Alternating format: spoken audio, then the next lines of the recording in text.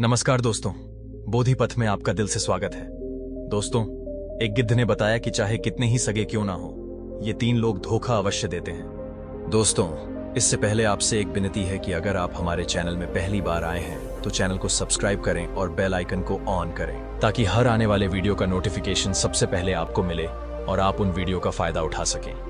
दोस्तों, प्राचीन समय की बात है। एक पर्वत पर पाकर वृक्ष के खोखले में एक गिद्ध रहा करता था। वह बूढ़ा और कमजोर तो था ही साथ अंधा भी था। इसीलिए उस वृक्ष में रहने वाले सभी पक्षी अपने भोजन में से थोड़ा थोड़ा भोजन उसे दे दिया करते थे। गिद्ध भी अपने जीवन की ज्ञान की बातें सुनाकर उन समस्त पक्षियों का प्रिय और आदर का पात्र बन गया था। इस प्रकार उस वृक्ष का वातावरण बहुत ही सुखद था। एक दिन की बात है, गिद्ध की पत्नी गिद्ध से कहती है, हे स्वामी, आज हमें कोई ज्ञानवर्धक कहानी सुनाओ जिससे हमारा समय आसानी से व्यतीत हो सके और इस बुढ़ापे में हमें कुछ सुखद पल प्राप्त हों। तब गिद्ध कहता है, हे प्रिय, मैं अपने जीवन के अनुभव में से तुम्हें एक कहानी सुनाता हूं जिससे तुम यह जान पाओगी कि चाहे कितने ही सगे हो, इन 3 लोगों का भरोसा कभी भी नहीं करना चाहिए। ये लोग धोखा अवश्य देते हैं। तब गिद्ध की पत्नी कहती है, हे स्वामी, आप कहानी सुनाइए, मैं आपकी कहानी को पूरे ध्यान और मन से सुनूंगी। तब गिद्ध कहानी शुरू करता है और कहता है, प्राचीन समय की बात है। किसी नगर में एक राजा राज्य करता था। वह राजा बड़ा ही बलवान योद्धा था। उस राजा के बल और शौर्य की बातें दूर दूर तक होती थीं। उस बलवान राजा के 4 पुत्र थे और राजा के चारों राजकुमार दिखने में बहुत ही सुंदर थे और अपने पिता की ही तरह बहुत बलवान थे। सभी गुणों की शिक्षा लेते लेते वे चारों राजकुमार धीरे धीरे जवान होते गए। बल और साहस में वे चारों अपने पिता की ही परछाई थे। कई बार उन्होंने अपने पिता के साथ युद्ध लड़ा और युद्ध में जीत भी हासिल की, जिसके कारण उन्हें अपने बल पर बहुत घमंड भी था। वह राजा अपने चारों पुत्रों को बहुत चाहता था और तो और वह राजा जब भी कोई कार्य करता था तो वह अपने चारों पुत्रों को अपने पास बुलाकर उनसे सलाह लिया करता था। दोस्तों, जो व्यक्ति अपने घर में अपने से छोटों की भी राय लेते हैं, उनके घर में कभी आपस में लड़ाई झगड़ा नहीं होता है और कभी कभी अपने से उम्र में छोटे लोग भी बहुत ज्ञान की बात बता दिया करते हैं। धीरे धीरे चारों राजकुमार जब बड़े हो गए तो वे चारों जंगल में शिकार करने के लिए जाने लगे।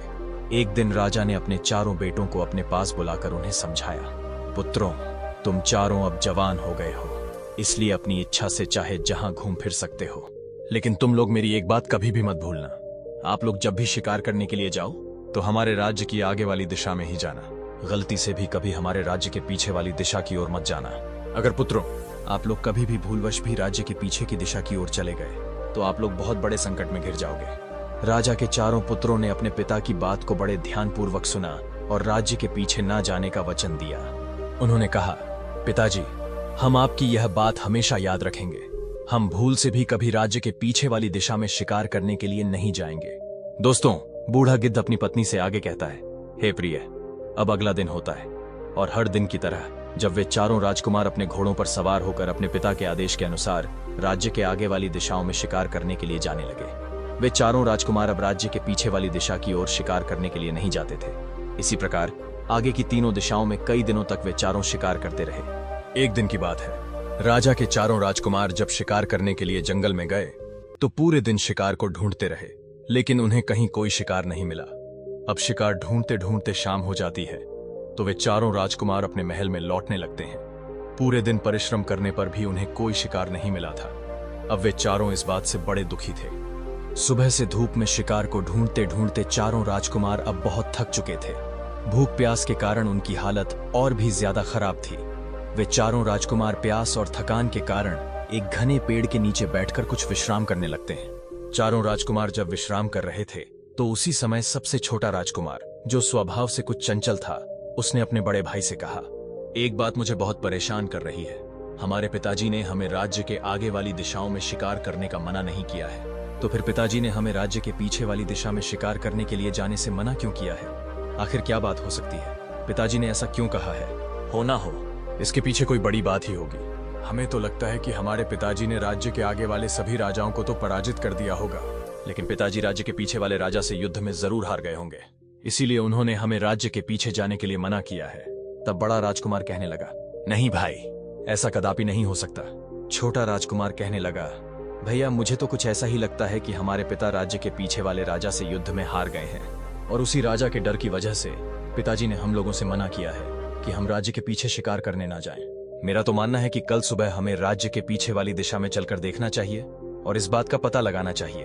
वैसे भी हम चारों राजकुमार बलवान भी हैं और महान योद्धा भी हैं। हमें अपनी वीरता पर जरा भी संदेह नहीं करना चाहिए। अगर हम राज्य के पीछे वाली दिशा में जाएंगे तो राज्य में हमारी और भी अधिक प्रशंसा होगी। कल सुबह हम चारों राज्यों के पीछे वाली दिशा में ही जाएंगे और जाकर देखेंगे कि हमारी बात सत्य है या नहीं कि राज्य के पीछे वाले राजा से हमारे पिता हार चुके हैं। दोस्तों, बूढ़ा गिद्ध अपनी पत्नी से आगे कहता है, हे प्रिय, छोटे राजकुमार की बात सुनकर बड़े राजकुमारों को भी लगने लगा कि शायद हमारे पिता उस राजा से हार गए होंगे। अब तो वह छोटे राजकुमार के कहे अनुसार तीनों बड़े राजकुमार राज्य के पीछे वाली दिशा में जाने के लिए तैयार हो गए और कहने लगे, ठीक है भाई, कल सुबह हम राज्य के पीछे की ओर ही चलेंगे। अब यह तय करके वह चारों राजकुमार अपने महल में चले आते हैं और भोजन करके अपने कक्ष में जाकर आराम करने लगते हैं। जब अगला दिन होता है, सुबह नींद से जागकर चारों राजकुमार अपने अपने घोड़ों पर बैठकर शिकार करने के लिए चल पड़ते हैं। जाते जाते उन्होंने अपने पिता से कहा, पिताजी, आज शिकार करने के लिए दूर से हमारे मित्र भी आ रहे हैं। हमें आज रात लौटने में कुछ देर हो आएगी।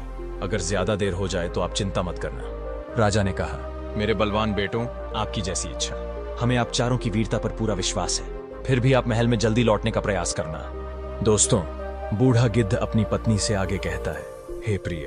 अपने पिता से इतना कहकर वह चारों पुत्र शिकार करने के लिए निकल पड़ते हैं। आज वह चारों राज्य के आगे ना जाकर राज्य के पीछे वाली दिशा में चल दिए और कुछ देर चलने के बाद वह अपने राज्य की सीमा से बाहर निकल गए। सीमा पार करके चारों राजकुमारों ने अपने राजसी घोड़े तो वहीं छोड़ दिए और वह अपना भेष बदलकर आगे के लिए चलने लगे। चारों राजकुमार पैदल पैदल चलते हुए जंगल के मार्ग से चलते जा रहे थे। कई घंटों तक पैदल चलने के बाद वह बहुत दूर निकल आए थे और एक घने जंगल में जा पहुंचे थे। उस घने जंगल में उन्हें दूर दूर तक कोई गांव नहीं दिख रहा था। धूप में पैदल चलते चलते उन चारों राजकुमारों को बहुत जोर की प्यास भी लगने लगी थी। अब चारों राजकुमार एक छायादार पेड़ के पास में बैठकर आराम करने लगते हैं। उनकी प्यास अब बढ़ती ही जा रही थी और इधर धीरे धीरे सूरज ढल चुका था। जंगल में बहुत अंधेरा हो गया था।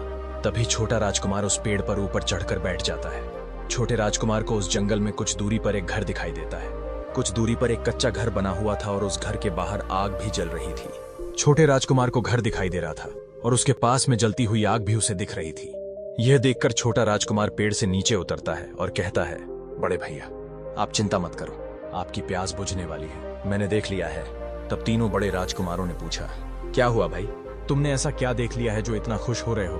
तब छोटा राजकुमार कहता है, बड़े भैया, मैंने देखा है कि यहाँ से कुछ दूरी पर एक कच्चा घर है और वहां पर आग भी जल रही है। अगर हम चारों उस घर तक पहुंच जाएं, तो वहां हमें पानी जरूर मिल सकता है।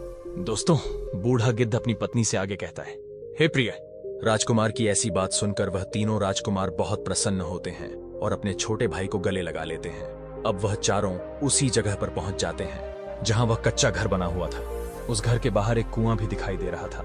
कुआं को देखकर चारों भाई खुशी से उछलने लगते हैं कि अब तो हम खूब सारा पानी पिएंगे। जब उन्होंने कुएं के अंदर झांक कर देखा तो उस कुएं में पानी तो भरा हुआ था, लेकिन पानी बहुत नीचे था। कुएं के पास एक बाल्टी भी रखी हुई थी, मगर उस बाल्टी में रस्सी नहीं थी। अब वह चारों भाई सोचने लगे कि भाई, पानी तो मिल गया है, लेकिन बिना रस्सी के जल निकाले कैसे? अगर यह जल हम लोगों को नहीं मिला तो प्यास के मारे हमारी मृत्यु यही हो जाएगी। तब बड़े भाई ने छोटे भाई से कहा, मैं घर में जाकर पूछता हूँ, कोई ना कोई तो इस घर में जरूर रहता होगा। जब घर के बाहर कुआं है तो फिर घर के अंदर रस्सी भी होगी। तुम जल्दी से जाओ और उस घर से रस्सी लेकर आओ। दोस्तों, वह तीनों राजकुमार वहीं कुएं के पास बैठ गए और छोटा राजकुमार रस्सी लेने के लिए उस घर के द्वार पर चला गया। जब वह राजकुमार घर के पास में पहुंचा और आवाज लगाई कि अंदर कोई है, सुनिए, हमें रस्सी दे दीजिए ताकि हम कुएं से पानी निकाल सकें। हम चारों भाई बहुत प्यासे हैं। अगर हमको पानी नहीं मिला तो हम प्यास के मारे मर जाएंगे। जैसे ही उस छोटे राजकुमार ने आवाज लगाई तो उस घर में से एक बहुत सुंदर लड़की निकल कर आई। राजकुमार ने विनती करते हुए कहा, सुनिए, हम चारों भाई प्यास से व्याकुल हैं। हम 4 लोग हैं और हम सब प्यासे हैं। सब लोग उस कुएं के पास बैठे हैं। मैं आपके पास रस्सी लेने आया हूँ। एक बाल्टी तो वहां रखी है, लेकिन उसमें रस्सी नहीं है। अगर आपके घर में रस्सी मिल जाए तो आपका बड़ा उपकार होगा। दोस्तों, बूढ़ा गिद्ध अपनी पत्नी से आगे कहता है, हे प्रिय। वह लड़की बहुत रूपवान थी और छोटा राजकुमार भी बड़ा रूपवान था। वह लड़की उसे देखते ही उस पर मोहित हो गई। सोचने लगी, आज तो घर बैठे राजकुमार चलकर आया है। इस खूबसूरत युवक को मैं अपना पति बनाऊंगी। वह लड़की द्वार पर खड़े खड़े उसे देखती ही रह गई। राजकुमार कहता है, हे लड़की, तुम किस सोच में पड़ गई हो? अगर आपके पास रस्सी हो तो हमें दे दो। दोस्तों, वह लड़की जो थी उस राजकुमार से कहती है, ठीक है, कुछ समय रुको, मैं अपनी बड़ी बहन से पूछ कर आती हूँ। तब वह सुंदर लड़की अंदर जाती है और अपनी बड़ी बहन से कहती है, बहन, एक युवक आया है जो देखने में राजकुमार मालूम पड़ता है। वह द्वार पर खड़ा है और रस्सी लेने के लिए आया है। बेचारा प्यास से व्याकुल है। इतनी बात सुनकर उसकी बड़ी बहन भी द्वार पर पहुंच जाती है और उस राजकुमार को देखती है। तो राजकुमार कहता है, हे देवी, आपके घर से अगर हमें रस्सी मिल जाए तो हमें कुएं से पानी निकालकर पीने में आसानी हो जाएगी। हम चारों भाई बहुत प्यासे हैं, आपका बड़ा उपकार होगा, कृपया हमें रस्सी दे दो। छोटे राजकुमार की बात सुनकर उसकी बड़ी बहन कहती है, रस्सी तो आपको हमारे पास मिल जाएगी, मगर आप लोगों को हमारी एक शर्त माननी पड़ेगी। अगर उस शर्त को आप लोगों ने पूरा कर दिया तो हम आपको रस्सी अवश्य दे देंगे। और रस्सी ही नहीं, बल्कि हम स्वयं आपको पानी पिलाएंगे और हमारे घर में आराम करने के लिए आपको चारपाई भी देंगे। बूढ़ा गिद्ध अपनी पत्नी से आगे कहता है कि हे प्रिय। तब छोटा राजकुमार कहता है, ठीक है, आप कुछ देर इंतजार करिए, मैं पहले अपने भाइयों से पूछ लेता हूँ, वे जैसा कहेंगे हम वैसा ही करेंगे। दोस्तों, वह राजकुमार भागता हुआ अपने तीनों भाइयों के पास जाता है और सारी बात उनसे कहता है। भाइयों, पानी तो पीने को मिल जाएगा, लेकिन उन लड़कियों की कोई शर्त है, हमें वह माननी पड़ेगी। उन्होंने कहा है कि अगर आप हमारी शर्त मान लेते हो तो आपको प्यास बुझाने के लिए पानी भी मिलेगा, खाना भी मिलेगा। दोस्तों, चारों राजकुमार बहुत प्यासे थे। उन्हें उस समय कुछ समझ नहीं आ रहा था। वे उस समय पानी पीकर अपनी जान बचाना ही सही समझ रहे थे। बड़े राजकुमार ने कहा, ठीक है भाई, हमें पानी पीने को मिल जाए तो हम उनकी कोई भी शर्त मानने को तैयार हैं। दोस्तों, बूढ़ा गिद्ध अपनी पत्नी से आगे कहता है कि हे प्रिय। इस प्रकार अपने तीनों भाइयों से पूछकर वह छोटा राजकुमार एक बार फिर उसी घर के द्वार पर उस रूपवान लड़की की बड़ी बहन के पास आ जाता है और कहने लगता है, हमारे जो बड़े भाई हैं वे आपकी हर शर्त मानने को तैयार हैं, लेकिन हमें जल्दी से पानी पिला दीजिए और यह भी बता दीजिए कि आपकी शर्त क्या है।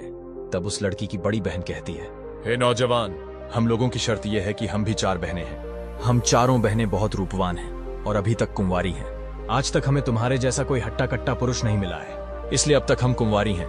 अगर तुम चाहो तो तुम चारों भाई हम चारों बहनों से विवाह कर लो, तब हम तुम्हें अपने घर में बैठाकर पानी पिलाएंगे, स्वादिष्ट खाना भी खाने को देंगे और आराम करने के लिए चारपाई भी देंगे।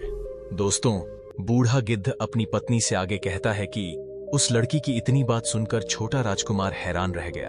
वह सोचने लगा कि यह कैसी शर्त है, बिना माता पिता की आज्ञा के हम चारों भाई विवाह कैसे कर सकते हैं। अब वह छोटा राजकुमार भागता हुआ अपने भाइयों के पास जाता है और उनकी शर्त के बारे में बताता है। वह कहता है, बड़े भैया, उस रूपवान लड़की की 3 बहनें और हैं। अगर हम चारों उन चारों बहनों से विवाह कर लेते हैं तब तो हमें पानी पीने को मिल जाएगा, नहीं तो हमें प्यासे ही मरना पड़ेगा। इस लड़की ने कहा है कि अगर हम उसकी बात मान लेंगे तो हमें पीने के लिए पानी भी मिलेगा, खाने के लिए स्वादिष्ट खाना भी मिलेगा और आराम करने के लिए चारपाई भी मिलेगी। और यदि उनकी शर्त नहीं मानी तो पानी क्या, यहाँ हमें बैठने को भी नहीं मिलेगा। दोस्तों, तब एक राजकुमार ने कहा, भैया, हम उनसे विवाह कैसे कर सकते हैं? अगर हम उनसे विवाह कर लेंगे तो हमारे पिताजी नाराज हो जाएंगे। पिता के मान सम्मान का क्या होगा? हमारे पिता तो हमारा विवाह बड़े बड़े राजाओं की राजकुमारियों से कराना चाहते हैं। तब बड़ा राजकुमार कहने लगा, अगर हम जीवित बच पाएंगे तभी तो हमारे पिता हमारा विवाह कर पाएंगे। अगर आप लोग ये भूल गए हैं तो याद कर लो कि अगर हमें जल्दी से पानी नहीं मिला तो हम वैसे भी मर जाएंगे। अब जो होगा देखा जाएगा। पहले पानी पीकर अपनी प्यास बुझाते हैं, उसके बाद देखते हैं कि पिताजी को क्या कहना है। और वैसे भी हम राजकुमार हैं, एक राजा के पुत्र हैं, हम एक नहीं कई विवाह कर सकते हैं, इसमें कोई समस्या की बात नहीं है। इसलिए पहले यहाँ इनसे विवाह कर लेते हैं और पानी पीकर अपनी जान बचाते हैं। दोस्तों, बूढ़ा गिद्ध अपनी पत्नी से आगे कहता है कि हे प्रिय, चारों राजकुमार वे चारों सुंदर लड़कियों से विवाह करने के लिए तैयार हो जाते हैं। अब तो वे चारों राजकुमार उन चारों बहनों के घर जाते हैं और उन चारों कन्याओं से कहते हैं, हमें आप लोगों की शर्त स्वीकार है, आप हमें पानी पिला दीजिए।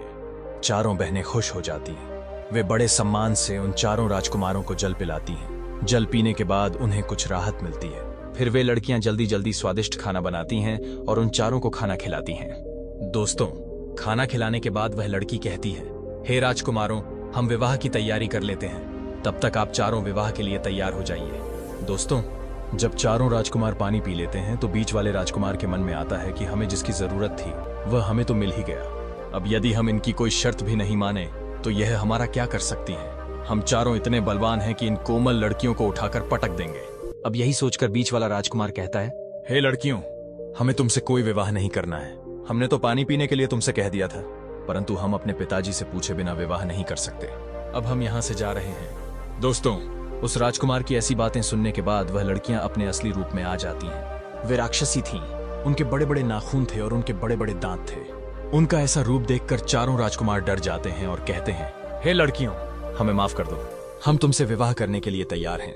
बड़ा राजकुमार अपने भाइयों को समझाता है और कहता है, यह राक्षसी हैं, अगर हमने उनकी बात नहीं मानी तो यह हमें मार डालेंगी। दोस्तों, बूढ़ा गिद्ध अपनी पत्नी से आगे कहता है कि हे प्रिय, अब तो उन चारों का विवाह हो जाता है। विवाह करके वे चारों लड़कियां बहुत खुश थीं। वे अपने अपने पतियों के साथ खूब मौज मस्ती करती थीं और अपने पतियों को रोज स्वादिष्ट भोजन बनाकर खिलाती थीं। दोस्तों, इस प्रकार कई दिन निकल जाते हैं। पत्नियों के हाथ का स्वादिष्ट भोजन खाकर चारों राजकुमार खूब मोटे ताजे हो रहे थे। चारों राजकुमारों के चेहरे पर अलग ही तेज चमक रहा था। तभी तीनों बड़े राजकुमार देखते हैं कि हमारा छोटा भाई सूख चुका है। इतना स्वादिष्ट भोजन मिलने के बाद भी यह इतना पतला होता जा रहा है। तब बड़ा राजकुमार अपने छोटे भाई से पूछता है, तुम्हें क्या हो गया है? तुम्हारी तबीयत खराब नहीं है? इतना स्वादिष्ट भोजन हमें यहाँ मिलता है, लेकिन तुम उसके बाद भी सूखते ही जा रहे हो। क्या तुम्हें कोई दुख तकलीफ है? तब छोटा राजकुमार बताता है कि भैया, मेरी पत्नी मुझे प्रेम से खाना नहीं खिलाती है। मैं जब भी उसके साथ खाना खाने बैठता हूँ तो वह दूसरी ओर मुंह करके रोने लगती है। उसे रोता देखकर मुझसे खाना नहीं खाया जाता और मैं भूखा रह जाता हूँ। इसलिए मैं इतना सूख चुका हूँ। मुझे समझ में नहीं आता है कि मेरी पत्नी क्यों रोती है और वह बताती भी नहीं है। दोस्तों, तब उसका बड़ा भाई यानी बड़ा राजकुमार कहता है, भाई जरूर कोई तो वजह होगी, नहीं तो तुम्हारी पत्नी ऐसे क्यों रोती? वह तुम्हें खाना खिलाते समय ही क्यों रोती है? इसका जरूर कोई कारण होगा। तुम्हें उससे पूछना चाहिए कि वह क्यों रोती है। तब छोटा राजकुमार कहता है, भैया, मैंने उससे 1000 बार पूछा है, परंतु वह मुझे नहीं बताती है कि वह क्यों रोती है। वह बस इतना बोल देती है कि मेरी आदत है रोने की। जब भी मेरा रोने का मन होता है तो मैं रोने लगती हूँ।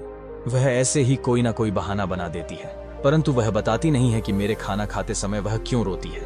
और भैया, मेरे सूख कर पतले होने का एक और कारण है कि मुझे अपने घर की बहुत याद आती है। मुझे पिताजी और माता की बहुत याद आती है। दोस्तों, बूढ़ा गिद्ध अपनी पत्नी से आगे कहता है कि हे प्रिय। तब बीच वाला राजकुमार कहता है, भाई, मैं तुम्हें एक योजना बताता हूँ। आज जब तुम खाना खाने बैठो तो अपनी पत्नी से कहना कि जब तक तुम मुझे अपने रोने का कारण नहीं बताओगी तब तक मैं खाना नहीं खाऊंगा और भूखा ही मर जाऊंगा। तब छोटा राजकुमार कहता है, अरे भाई, मुझे भूखा नहीं मरना है। वैसे ही तो मैं इतना पतला हो चुका हूँ। अगर मैंने खाना नहीं खाया तो मैं सच में मर जाऊंगा। दोस्तों, बड़ा राजकुमार कहता है, अरे मूर्ख, तुझे सच में भूखा नहीं मरना है।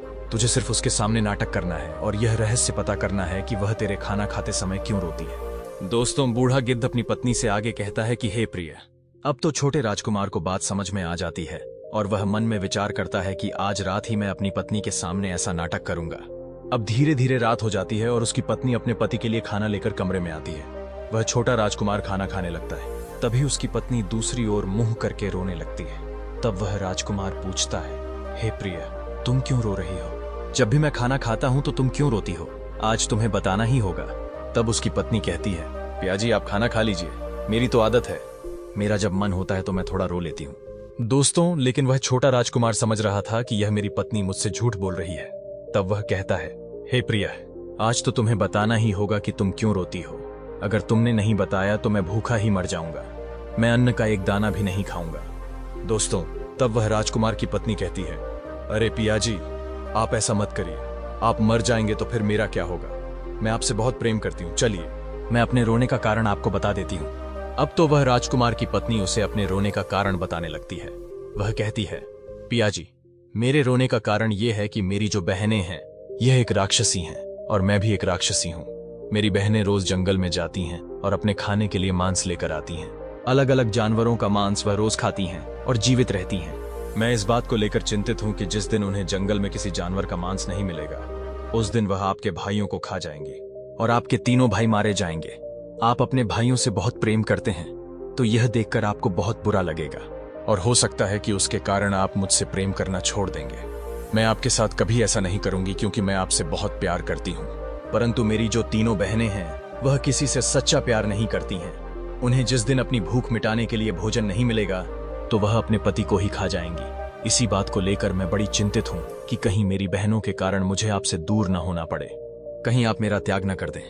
दोस्तों, तब वह छोटा राजकुमार कहता है, हे प्रिय, अगर ऐसी बात है तो इसका मतलब है कि हमारे भाइयों के प्राण संकट में हैं और कभी भी उनकी पत्नियां उन्हें अपना भोजन बना सकती हैं। क्या तुम्हारी बहनों से बचने का कोई रास्ता नहीं है? तब उसकी पत्नी कहती है, पियाजी, मैं आपको और आपके भाइयों को मेरी बहनों से बचा सकती हूँ, परंतु मेरी एक शर्त है और आप चारों भाइयों को मेरी शर्त माननी होगी। अगर आप मेरी शर्त मान जाते हो तो मैं आप चारों राजकुमारों को अपनी बहनों के हाथों मरने से बचा लूंगी। दोस्तों, बूढ़ा गिद्ध अपनी पत्नी से आगे कहता है कि हे प्रिय। अब अपनी पत्नी की बातें सुनने के बाद वह छोटा राजकुमार कहता है, मैं अपने तीनों भाइयों से पूछ कर आता हूं। अगर वह तुम्हारी शर्त मानने के लिए तैयार होंगे तो मैं आकर तुम्हें बताऊंगा। दोस्तों, अब वह तीनों बहनें अपने भोजन की तलाश में जंगल के लिए निकल जाती हैं और वह छोटे राजकुमार की जो पत्नी थी वह नहीं जाती है। इधर छोटा राजकुमार अपने 3 बड़े भाइयों से सलाह मशवरा करने के लिए आता है और कहता है, बड़े भैया, मेरी बात ध्यान से सुनो। मेरी पत्नी ने बताया है कि वह क्यों रोती है। उसके रोने का कारण यह है कि उसकी जो तीनों बहनें हैं वह एक राक्षसी हैं और वह जंगल से अपने खाने के लिए मांस लेकर आती हैं। मेरी पत्नी ने कहा है कि जिस दिन उन्हें जंगल में खाने के लिए मांस नहीं मिलेगा उस दिन वह आप तीनों को मारकर खा जाएंगी और इसीलिए हम सभी के प्राण संकट में हैं। कभी भी हमारी पत्नियां हमें मार सकती हैं। दोस्तों, तब वह बड़ा राजकुमार कहता है, भाई, इस संकट से बचने का कोई रास्ता जरूर होगा। तुम अपनी पत्नी से पूछो कि क्या हम इन राक्षसों से बचकर भाग सकते हैं। तब वह छोटा राजकुमार कहता है, भैया, मैंने अपनी पत्नी से पूछ लिया है। उसने बताया है कि वह हमें मरने से बचा लेगी, परंतु उसकी एक शर्त है। तब बीच वाला राजकुमार कहता है, अरे भाई, तू उस दिन भी एक शर्त लेकर आया था और तेरी उस शर्त के कारण आज हम इतनी बड़ी मुसीबत में फंस गए हैं। अब आज फिर तू एक शर्त लेकर आया है। जाकर अपनी पत्नी को कह दे कि हम उसकी कोई शर्त नहीं मानेंगे। तब बड़ा राजकुमार कहता है, अरे भाई, यह समय आपस में लड़ाई झगड़ा करने का नहीं है। अगर हमारे प्राण संकट में हैं और वह हमारे प्राण बचा सकती है तो हमें उसकी शर्त मान लेनी चाहिए।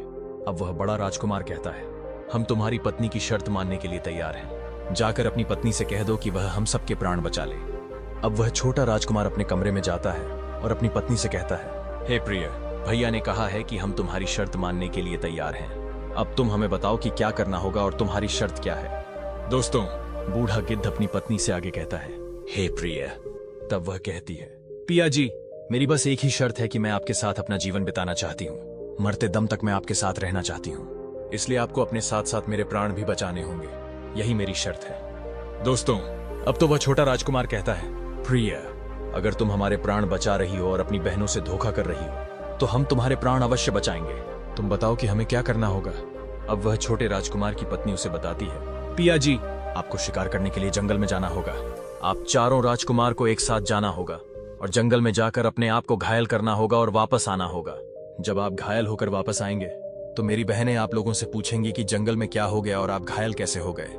तब आपको बताना होगा कि जंगल में कुछ लुटेरे आए थे जिनके घोड़े बहुत तेज भागते हैं और उन्होंने हमारे घोड़े लूट लिए हैं और हमारा धन भी लूट लिया है। हमारे घोड़े बहुत धीरे भागते हैं, इसलिए हम उनसे हार गए और पराजित हो गए। उस छोटे राजकुमार की पत्नी आगे कहती है, पिया जी, उसके बाद मेरी बहनें आपसे पूछेंगी कि आप क्या चाहते हो। तब आपको बोलना है कि हमें आपके तेज दौड़ने वाले घोड़े दे दीजिए। हम शिकार करने जाएंगे और अच्छे अच्छे शिकार करके लाएंगे। तब वह मेरी बहनें आपको तेज दौड़ने वाले घोड़े दे देंगी और आप चारों भाई उन घोड़ों पर सवार होकर इस जंगल को पार करके अपने राज्य में चले जाना। अगर एक बार आप इस जंगल को पार करके और जंगल की सीमा से अपने राज्य में पहुंच गए तो मेरी बहनों की शक्ति काम नहीं करेगी, क्योंकि हमारी शक्ति सिर्फ इस जंगल में ही काम करती है। जंगल की सीमा के बाहर हमारी कोई शक्ति काम नहीं करती है। अगर आपने एक बार इस जंगल को पार कर लिया तो मेरी बहन आपका कुछ नहीं बिगाड़ पाएंगी और आपके प्राण बच जाएंगे। दोस्तों, बूढ़ा गिद्ध अपनी पत्नी से आगे कहता है, हे प्रिय। अब तो छोटे राजकुमार को अपनी पत्नी की बात समझ में आ गई थी। वह तुरंत अपने भाइयों के पास गया और उनको सारी बात बताई कि किस प्रकार हमें अपने प्राण बचाकर यहाँ से भागना है। अब तो चारों राजकुमार पूरी योजना को समझ गए थे। अगले ही दिन वह राजकुमार शिकार करने का बहाना करके जंगल में चले जाते हैं और जंगल में जाकर एक दूसरे को घायल कर देते हैं। एक दूसरे को घायल करने के बाद वह चारों राजकुमार वापस घर पर आ जाते हैं और घर आकर जब उनकी पत्नियां देखती हैं कि हमारे पति बहुत घायल हैं और रक्त बह रहा है तो वह पूछती हैं, आपकी ऐसी हालत किसने करी है? इस जंगल में ऐसी किसकी हिम्मत है जो हमारे पति के साथ ऐसा किया है? तब वह चारों राजकुमार बताते हैं, जंगल में आज लुटेरे आए थे और उनके घोड़े बहुत तेज दौड़ रहे थे। उन्होंने हमारे घोड़े लूट लिए और हमारा धन लूट कर ले गए हैं। हमारे घोड़े बड़े धीरे दौड़ते हैं, इसलिए हम उनसे पराजित हो गए। अब वह पत्नियां पूछने लगीं, बताइए, हम आपकी क्या सहायता कर सकते हैं? अगर आप चाहें तो हम उन लुटेरों को मारकर आपके सामने आपके चरणों में लाकर रख सकते हैं। तब वह राजकुमार कहते हैं, नहीं, आप एक स्त्री हो। अगर हमारे शत्रु को आप दंड दोगी तो इससे हमारी बदनामी होगी। सब कहेंगे कि राजकुमार बड़े ही कमजोर हैं, जो अपने शत्रु को अपनी स्त्री से पिटवा रहे हैं। तब वह पत्नियां कहती हैं, अगर हम आपकी ऐसी सहायता नहीं कर सकते तो फिर हम आपके लिए क्या कर सकते हैं? तब वह राजकुमार कहते हैं, प्रिय, हमारे घोड़े तो चले गए, अब कल फिर वहां लुटेरे आएंगे। अगर आप हमें अपने तेज दौड़ने वाले घोड़े दे दें तो बड़ी सहायता होगी। हम जंगल से आपके लिए आज अच्छे अच्छे शिकार करके लाएंगे। दोस्तों, बूढ़ा गिद्ध अपनी पत्नी से आगे कहता है, हे प्रिय।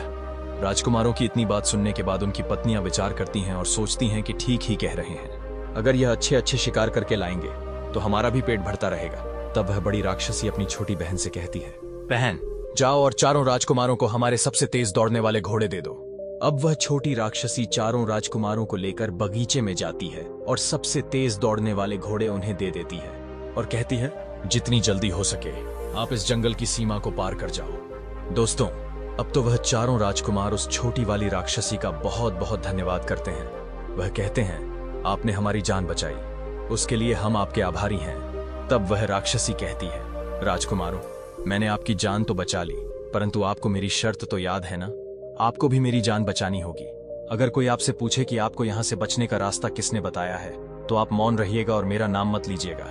अगर आपने बताया कि मैंने ही आपकी सहायता की है, तो मेरी बहनें मुझे जिंदा खा जाएंगी। तब चारों राजकुमार कहते हैं, हम आपकी जान अवश्य बचाएंगे। हम किसी को नहीं बताएंगे कि हमें यहाँ से भागने का रास्ता आपने बताया है। दोस्तों, अब तो वह चारों राजकुमार जाकर अपने अपने कमरे में सो जाते हैं और आराम करने लगते हैं। वह सभी इस बात को सोचकर बड़े प्रसन्न थे कि कल हम इस नर्क जैसी जिंदगी से मुक्त होकर अपने राज्य पहुंचेंगे और अपने पिताजी से मिलेंगे। अब अगला दिन होता है और वह चारों राजकुमार तेज दौड़ने वाले घोड़े लेकर शिकार करने के लिए चले जाते हैं। दोस्तों, इधर तीनों राक्षसियों को नहीं पता था कि उनके पति अब वापस नहीं आने वाले। वह चारों राजकुमार अपने घोड़ों को भगाते हुए शाम तक जंगल की सीमा पार कर जाते हैं। शाम के समय जब राक्षसियां देखती हैं कि अंधेरा हो गया है, परंतु उनके पति अभी तक नहीं आए हैं, तो बड़ी राक्षसी अपनी छोटी बहन से कहती है, जाओ और देख कर आओ कि वह चारों राजकुमार कहाँ हैं। दोस्तों, छोटी राक्षसी को तो पता ही था कि वह चारों यहाँ से भाग चुके हैं और अब तक जंगल की सीमा पार कर गए होंगे। वह थोड़ी दूर जाती है, घूमकर वापस आ जाती है और कहती है, वह चारों तो यहाँ हैं ही नहीं, लगता है वह भाग गए। यह सुनकर तीनों राक्षसियां क्रोध में आ जाती हैं, अपने बड़े बड़े नाखून निकालती हैं और अपनी बड़ी बड़ी आंखें लेकर जंगल की ओर चल पड़ती हैं। जंगल में चलते चलते वह जंगल की सीमा तक पहुंच जाती हैं और देखती हैं कि वह चारों राजकुमार जंगल की सीमा के दूसरी ओर पहुंच गए हैं। अब वे उनका कुछ नहीं बिगाड़ सकती। दोस्तों, यह देखकर बड़ी राक्षसी को बड़ा क्रोध आता है। वह कहती है, हे राजकुमारों, अब तो आप बच गए हो, अब हम आपका कुछ नहीं बिगाड़ सकते, परंतु जाते जाते हमें एक बात बता दीजिए, यहाँ से भागने का रास्ता आपको किसने बताया था? आपको कैसे पता चला कि जंगल की सीमा के पार हमारी शक्ति काम नहीं करती है? तब तीनों बड़े राजकुमार सोचते हैं कि हम तो अपने प्राण बचा ही चुके हैं, अब हमें इस छोटी राक्षसी से क्या लेना देना। चलो इन्हें बता देते हैं कि तुम्हारी ही छोटी बहन ने तुम्हारे साथ विश्वासघात किया है और हमारे प्राण बचाए हैं। दोस्तों, वह तीनों बड़े राजकुमार बताने वाले होते हैं। तभी छोटा राजकुमार कहता है, भैया कृपया करके आप ऐसा मत करिए, मेरी पत्नी ने हम सबके प्राण बचाए हैं, अंत में हम उसके साथ विश्वासघात नहीं कर सकते। अगर हम ऐसा करेंगे तो हमें बहुत पाप लगेगा। दोस्तों, बूढ़ा गिद्ध अपनी पत्नी से आगे कहता है, हे प्रिय। लेकिन वह तीनों बड़े राजकुमार बहुत ही क्रोध में थे और बहुत ही दुष्ट थे। वे अपना वचन भूल गए थे जो उन्होंने उस छोटी राक्षसी को दिया था। वे जंगल की सीमा के उस पार से चिल्लाते हैं, हे राक्षसी, तुम्हारी छोटी बहन ने ही तुम्हारे साथ विश्वासघात किया है और हमें तुमसे बचने का रास्ता बताया है। अब यह बात जानकर तीनों बड़ी राक्षसियां बहुत क्रोध में आ जाती हैं। वे तुरंत अपनी छोटी बहन पर टूट पड़ती हैं और उसे नोच कर खा जाती हैं। यह देखकर छोटा राजकुमार बहुत दुखी होता है और रोने लगता है। वह कहता है, आपने ऐसा क्यों किया? इसने हमारे प्राण बचाए थे, आपको ऐसा नहीं करना चाहिए था। तब बड़े राजकुमार कहते हैं, अरे मूर्ख, इससे हमारा कोई लेना देना नहीं है, यह एक राक्षसी थी, तू इससे इतना प्रेम क्यों करने लगा है? चल हमारे राज्य में चल, पिताजी तेरा विवाह बहुत सुंदर राजकुमारी से कराएंगे। दोस्तों, बूढ़ा गिद्ध अपनी पत्नी से आगे कहता है, हे प्रिय। इतना कहकर वह तीनों राजकुमार अपने राजमहल के लिए चल देते हैं। इधर वह तीनों राक्षसियां भी अपनी छोटी बहन को मारकर उसकी हड्डियों को फेंककर अपने घर वापस लौट जाती हैं। राक्षसियों को वापस लौटता देखकर छोटा राजकुमार जंगल की सीमा पार करके अपनी पत्नी के पास जाता है और उसकी हड्डियों को पकड़कर रोने लगता है। उसकी आत्मा को बड़ा दुख हो रहा था। वह सोच रहा था कि मैं अपनी पत्नी से बड़ा प्रेम करता था, परंतु मेरे भाइयों के कारण आज मेरी पत्नी मृत्यु को प्राप्त हो गई। दोस्तों, बूढ़ा गिद्ध अपनी पत्नी से आगे कहता है, हे प्रिय, अब मैं तुम्हें 3 बातें बताता हूँ। जो भी मनुष्य इन 3 बातों को याद रखेगा वह कभी अपने जीवन में धोखा नहीं खा सकता और कभी पराजित नहीं हो सकता। मनुष्य को यह याद रखना चाहिए कि ये 3 लोग धोखा अवश्य देते हैं। नंबर 1, शराबी और नशेबाज आदमी। जो व्यक्ति नशा करता है, शराब पीता है, वह धोखा जरूर देता है। उसे किसी चीज का भान नहीं होता। वह अपने नशे में न जाने क्या क्या बोलता रहता है और अपने फायदे के लिए किसी को भी धोखा दे सकता है। नंबर 2, वासना में अंधा मनुष्य। वासना में अंधे मनुष्य को कुछ नहीं दिखता। वह अपने कुल और अपने परिवार का नाश होते हुए भी देख सकता है, परंतु उसे अपनी वासना की पूर्ति करनी होती है, जिसके लिए वह किसी को भी धोखा दे सकता है। वासना में अंधा मनुष्य कभी किसी का सगा नहीं हो सकता। नंबर 3, कपटी और दुष्ट मनुष्य। कपटी मनुष्य हमेशा कपट से भरा रहता है। वह किसी को खुश होता हुआ नहीं देख सकता। किसी दूसरे की खुशी उसे बर्दाश्त नहीं होती। वह सिर्फ अपना भला होता हुआ देख सकता है, इसलिए वह हर मनुष्य को धोखा देता है। कपटी मनुष्य से जितना हो सके बचकर रहना चाहिए। दोस्तों, बूढ़ा गिद्ध अपनी पत्नी से आगे कहता है, हे प्रिय, मैंने आपको यह ज्ञान की बातें बताई हैं, इसे हमेशा याद रखना, तुम कभी धोखा नहीं खाओगी। दोस्तों, हमारी आज की यह कहानी यहीं समाप्त होती है। हम उम्मीद करते हैं कि आपको यह कहानी और वीडियो पसंद आया होगा। मिलते हैं अगली वीडियो में। और हाँ दोस्तों, अगर आप हमारे चैनल बोधि पथ पर पहली बार आए हैं तो चैनल को सब्सक्राइब करें और बेल आइकॉन ऑन करें, ताकि हर आने वाली वीडियो का नोटिफिकेशन सबसे पहले आपको मिले और आप उसका फायदा उठा सकें। तब तक के लिए नमस्कार, धन्यवाद।